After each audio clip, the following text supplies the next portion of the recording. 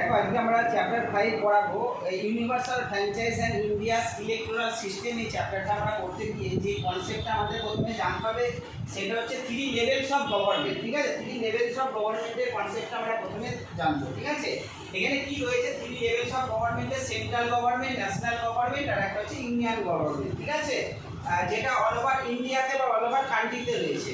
এটা state government বা provincial government প্রত্যেকটা স্টেটেতে রয়েছে, আর এই লোকাল গভর্নমেন্ট আমাদের লোকাল লেভেলে রয়েছে। এই 3 টাইপস অফ গভর্নমেন্টের ইলেকশন হয় 5 ইয়ার্স, যেটা জেনারেল ইলেকশন বলা হয়। জেনারেল ইলেকশন, জেনারেল ইলেকশনটা মানে কি, যে ইলেকশনটা 5 ইয়ার্স লেটার 5 বছর ছাড়া ছাড়া হয়, সেই ইলেকশনটাকে বলি আমরা জেনারেল ইলেকশন। ঠিক আছে, তো জেনারেল ইলেকশন বলতে গিয়ে আরো দুটো ইলেকশনের কথা আমি বলবো। 3 টাইপস অফ ইলেকশন হয়। একটা জেনারেল ইলেকশন বলে দিলাম, যেটা 5 বছর ছাড়া 5 ইয়ার্স লেটার হয়, সেটাকে বলা হয় জেনারেল ইলেকশন।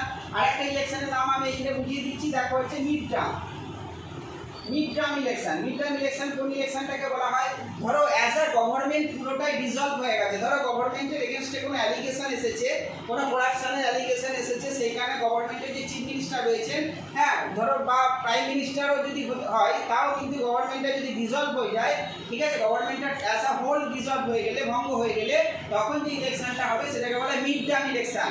আরেকটা ইলেকশন আছে বাই ইলেকশন।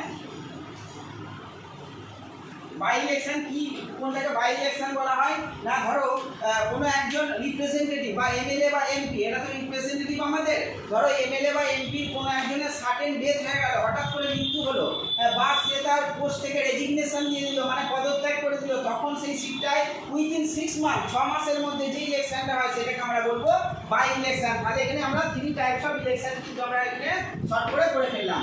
এরপরে আমরা আমাদের মেন বিষয়ে আসি, যে এই যে 3 টাইপস অফ গভর্নমেন্টের কথা আমরা এখানে বলে লিখেছি না, central level of government, state level of government আর লোকাল লেভেল। লোকাল লেভেলে দুটো ভাগ, একটা হচ্ছে মিউনিসিপ্যালিটিস আর একটা হচ্ছে পঞ্চায়েত। ঠিক আছে, এই মিউনিসিপ্যালিটির মধ্যে আবার দুটো ভাগ, একটা মিউনিসিপ্যাল কাউন্সিল যেটাকে বলা হয় নগরপালিকা। মিউনিসিপ্যাল কাউন্সিল কোথায় আছে, টাউনে, টাউনসগুলোতে মিউনিসিপ্যাল কাউন্সিল আছে।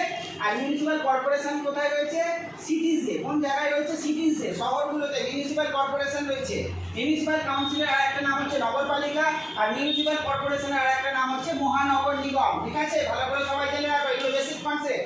এরপরে আসি 3 লেভেল অফ গভর্নমেন্টে প্রত্যেকটা লেভেলে ইলেকশন হয়। ঠিক আছে, ইলেকশনগুলো সম্পর্কে আমরা এই লেফট সাইডে পড়বো, দেখো লেখা আছে লোকসভা ইলেকশনের মাধ্যমে আমরা কোন গভর্নমেন্ট ফর্ম করি, সেন্ট্রাল গভর্নমেন্ট ফর্ম করি। ঠিক আছে, এবং লোকসভা ইলেকশনে হচ্ছে কাদিকে আমরা ইলেক্ট করি, আমরা ভোট দিই কাদিকে না এমপিসদের, কাদিকে না এমপিদিকে আমরা ভোট দিই। ঠিক আছে, এবং এই এমপিদের মধ্যে থেকে মানে পিএম ইলেক্ট হয়, মানে প্রাইম মিনিস্টার ইলেক্ট হন। ঠিক আছে, টোটাল অল ওভার ইন্ডিয়ায় লোকসভা সিটস কত, 543 সিটস টোটাল লোকসভা এরিয়া। ধরো ইন্ডিয়া, তো ধরো এটাকে ইন্ডিয়াতে বিভিন্ন কনস্টিটিউয়েন্সিতে ডিভাইড করা হয়, এরকম পার্টে 543 পার্টে ডিভাইড করা হয়েছে অল ওভার ইন্ডিয়াটাকে।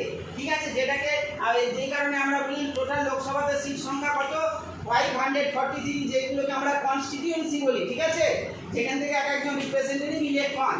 তারপরে হচ্ছে যে এখানে স্টেট লেভেলের ইলেকশনটার নাম হচ্ছে বিধানসভা ইলেকশন বা লেজিসলেটিভ অ্যাসেম্বলি ইলেকশন। ঠিক আছে, এই ইলেকশনের মাধ্যমে আমরা কাদেরকে ইলেক্ট করি, এমএলএদের ইলেক্ট করি। এমএলএদের মধ্যে থেকে একজন সিএম হন, চিফ মিনিস্টার হন।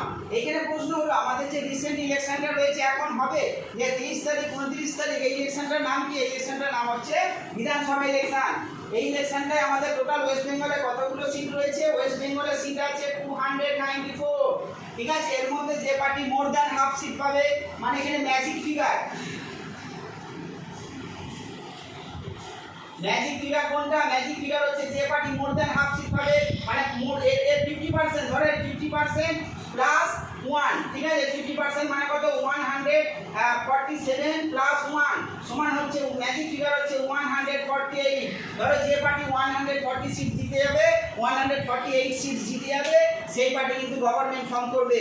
ধরো কোনো পার্টি 140 সিট জিততে পারলো না, তখন কি হবে, তখন এই যে পার্টি বেশি সিট জিতবে সেই পার্টি আর অন্য পার্টির সাথে একসাথে হয়ে কোয়ালিশন গভর্নমেন্ট ফর্ম করবে, সেটাকে কি বলি আমরা, কোয়ালিশন গভর্নমেন্ট। ঠিক আছে, আর লোকাল লেভেল অফ ইলেকশনটার নাম কি, মিউনিসিপ্যাল ইলেকশন যেটা মিউনিসিপ্যালিটিতে হয়, আর পঞ্চায়েত ইলেকশন যেটা ভিলেজে হয়।